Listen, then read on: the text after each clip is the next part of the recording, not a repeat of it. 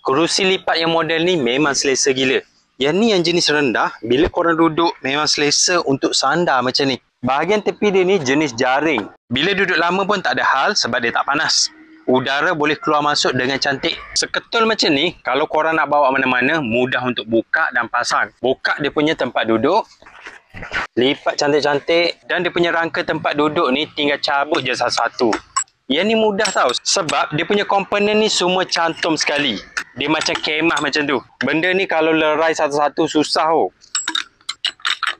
Bila dah buka, saiz dia ni kecil je. Keping macam ni, mudah untuk bawa mana-mana. Siap ada beg.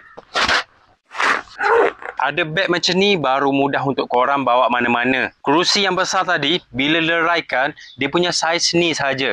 Memang compact. Korang boleh isi dalam kereta. Kalau saiz ni, korang boleh standby terus 5 kerusi. Untuk semua ahli keluarga. Bila korang jalan-jalan dekat pantai, dah jumpa pot yang cantik, buka, pasang dia punya kaki, pasang je macam ni. Semua part dia ni mudah untuk pasang sebab dia dah pegang dengan tali macam ni. Letak, pasang dia punya tempat duduk pula. Okey, settle. Tak sampai 10 saat, korang dapat satu kerusi camping yang selesa untuk duduk.